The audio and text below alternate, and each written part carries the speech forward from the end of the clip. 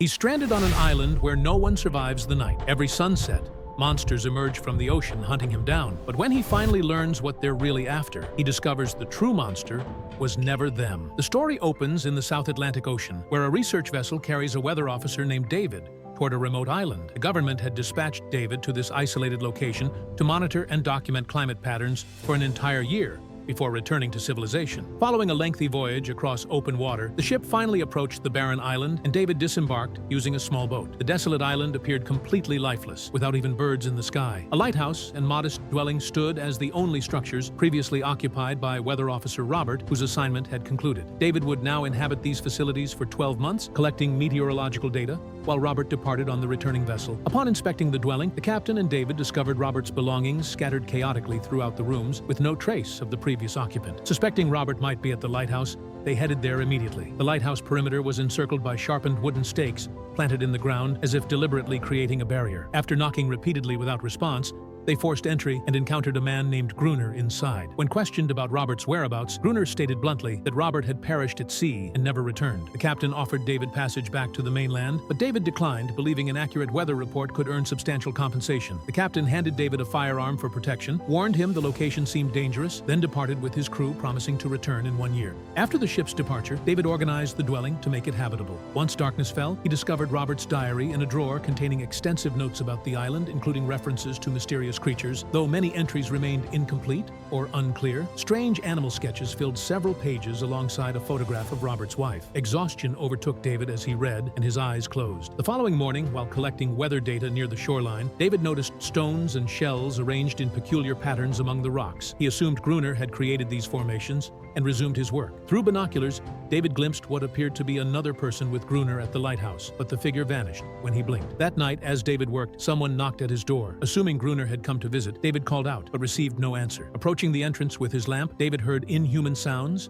and witnessed a creature attempting to squeeze under the door. Terror seized him, and he fled to the basement to hide. The creature entered the house searching for David, who observed it through a crack in the floorboards. His trembling gave away his position, and the creature charged. David grabbed a knife and stabbed it in the eye, causing the creature to scream and flee into the night. The diary's warnings had been accurate. Fear prevented any sleep that night. At dawn, David discovered non-human footprints in the sand leading directly to the ocean. Finally understanding why Gruner had fortified the lighthouse with stakes. Realizing he was vulnerable in the house, David ran to the lighthouse demanding entry, but Gruner refused, stating David should have left with the ship. Gruner even poured water on David to drive him away. David returned to the dwelling and began preparations, boarding windows, surrounding the structure with sharpened stakes, and placing oil-soaked papers outside to ignite if creatures approached. Inside, he found an old box containing a rifle and ammunition, which restored some hope of survival. As sunset approached, fear intensified in David's chest. Darkness enveloped the island, and David sat in a corner gripping his weapon as his pulse raced. Strange sounds echoed from outside, and peering through the window, David saw multiple creatures emerging from the ocean, advancing toward his position. They swarmed the house, attempting to break through the door. David opened fire, killing several, but the creatures grew more enraged, witnessing their companions fall. He ignited the oil-soaked papers, creating flames that drove the creatures back to the sea, but fire spread to the wooden house. David wrapped himself in fabric and escaped to hide behind a large rock, sustaining a severe hand wound during the chaos. Heavy rain began falling, extinguishing the flames, but by morning, the dwelling had burned completely to ashes. With his shelter destroyed, David had no choice but to seek refuge at the lighthouse. Gruner agreed, since David possessed valuable food supplies and gunpowder. Both men returned to the lighthouse before evening, carrying the remaining provisions, and slept peacefully. The next morning, David woke to find the creature gently licking his wounded hand, which had mysteriously healed completely. Astonished by this phenomenon, David wanted to understand more about these beings and imagined revealing their existence to the world could bring wealth and recognition. Gruner, however, had no interest in leaving the island, where he considered himself sovereign. Gruner explained he had rescued the creature years ago when it became entangled in his fishing net. Though small at the time, the creature remained with Gruner, who subsequently abused and dominated it severely. Gruner revealed the nightly attacks occurred because other creatures sought to liberate their captive companion. Sunlight burned their skin, preventing daytime assaults. That evening, Gruner instructed David to prepare for another attack. As darkness fell, numerous creatures emerged from the ocean, advancing on the lighthouse. Gruner fired continuously, while David froze in terror. Despite Gruner's commands, David sat paralyzed in a corner and eventually lost consciousness. Gruner battled the creatures alone throughout the night. The following morning, Gruner angrily threw water on David's face and declared survival required killing the creatures or facing expulsion from the lighthouse. David would now perform daily chores, including water collection and nightly guard duty. With no alternatives, David accepted these conditions and began obeying Gruner's orders, though he disapproved of Gruner's continued abuse of the female creature. That next night, both men prepared for guard duty again. When creatures emerged from the ocean, David no longer felt afraid and began firing at them. Gruner, however, remained inside the lighthouse, forcing David to fight alone, so he would learn to defend himself. David battled through the night until dawn arrived. Gruner found David sitting outside the lighthouse entrance, covered in blood, having finally learned how to combat the creatures. Days turned into weeks as David mastered the art of combat against the nocturnal invaders. His routine became mechanical, battling creatures after sunset and managing lighthouse duties throughout daylight hours. The island transformed into a prison where thoughts of freedom consumed his mind constantly. An unexpected bond developed between David and the female creature. Compassion replaced fear as he grasped the difficulty of their nightly struggles. He named her Anarius. Creature attacks gradually diminished over time. David speculated they migrated during winter or abandoned their futile assaults. Gruner dismissed this theory entirely, insisting the creatures were multiplying their forces for a massive strike. Following dinner one evening, both men engaged in chess to pass time. Absorbed in their game, they committed a fatal error by neglecting to activate the lighthouse beacon. Darkness provided cover for a coordinated assault. The sheer number of attackers overwhelmed their defenses. Ammunition supplies had dwindled critically, and no strategic preparation existed. Retreating to the lighthouse summit became their only option, despite Gruner sustaining a severe foot injury. Death seemed inevitable as creatures swarmed relentlessly. Dawn's arrival brought salvation as sunlight forced the attackers back into the ocean. Anarius attempted healing Gruner's wound, while David recognized their situation had become unsustainable. Ammunition was nearly exhausted, and food rations wouldn't last much longer. Fortune smiled when David spotted a vessel on the horizon the following afternoon. He retrieved a flare gun to signal the ship, but Gruner intervened violently. Anarius attacked Gruner, attempting to protect David from his captor. Gruner had created his own kingdom on this isolated rock where he reigned supreme. Losing his only human companion after years of solitude was unbearable. If David escaped, he would expose Gruner and Anarius to the outside world. The ship vanished beyond the horizon, leaving David trapped. Gruner's abuse toward both David and Anarius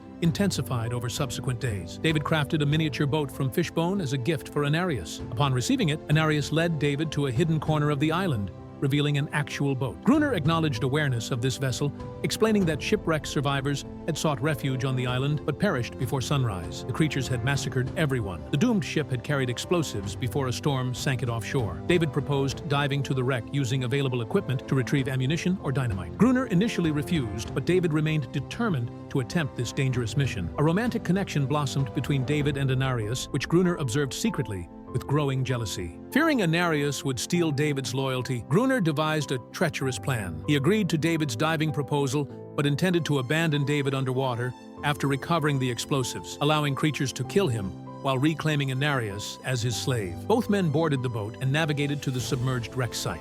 David descended in the diving suit, discovering the destroyed vessel, but locating several dynamite crates. Creatures suddenly appeared, causing David to panic and collapse. The suit's weight immobilized him, preventing any signal to Gruner above, who assumed David had perished. The creatures proved to be harmless juveniles. David abandoned the cumbersome suit and surfaced with recovered explosive crates. They strategically positioned dynamite in 2 concentric rings surrounding the lighthouse to annihilate attackers simultaneously. Months elapsed and winter arrived, but creature assaults mysteriously ceased. Gruner suspected Anarius had warned her species about the trap and resumed tormenting her until David intervened. They devised a new strategy, leaving the lighthouse entrance open as bait. David instructed Anarius to vocalize from the tower summit. Her cries enraged the creatures, who perceived the open gate as opportunity to liberate her, unaware it was a deadly trap. Creatures poured from the ocean, advancing toward the main entrance. They swarmed inside, attacking David, who fought courageously. Gruner attempted detonating the explosives, but nothing happened. David had disconnected the wiring, which Gruner forgot to restore. David sprinted upstairs, reconnecting the detonation cables while creatures scaled the lighthouse walls,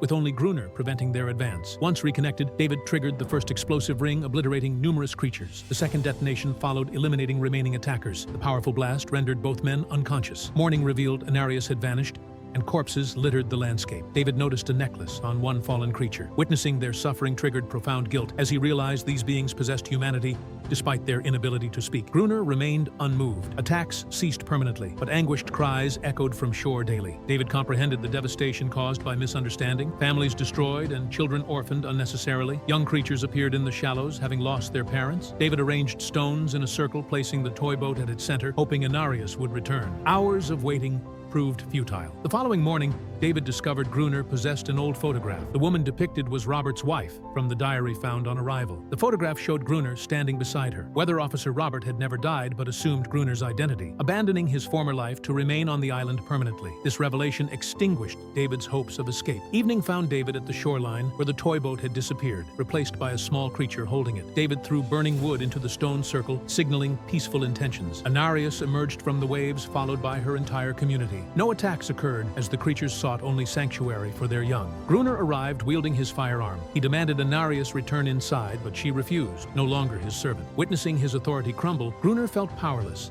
as none obeyed his commands. Enraged, Gruner fired at the gathering, accidentally killing a creature child. The community fled in terror, and Anarius lost all trust in David. Fury propelled David to the lighthouse, where he confronted Gruner, demanding answers. These beings desired only peace. Gruner's violence escalated as he prepared to murder David with an iron rod. David called him by his true name, Robert, causing Gruner to hesitate. Isolation, his wife's death, and severe depression had corrupted Robert into Gruner. He had been a decent man once. Realization struck Gruner that creatures never wanted conflict, but merely peace. He had slaughtered them to maintain dominance. Overcome with remorse, Gruner ended his own life. David secured himself inside the lighthouse. A year passed before government officials returned with a replacement weather officer. When questioned about his predecessor, David claimed he had gone to sea and never returned. The officials mistook David for Gruner, and he allowed this misunderstanding to stand. Like Gruner before him, David chose to remain on the island permanently. Anarius thrived with her family, finally liberated from tyranny. They inhabited the island and ocean freely without fear. If you enjoyed this video, please subscribe to our channel and like the video.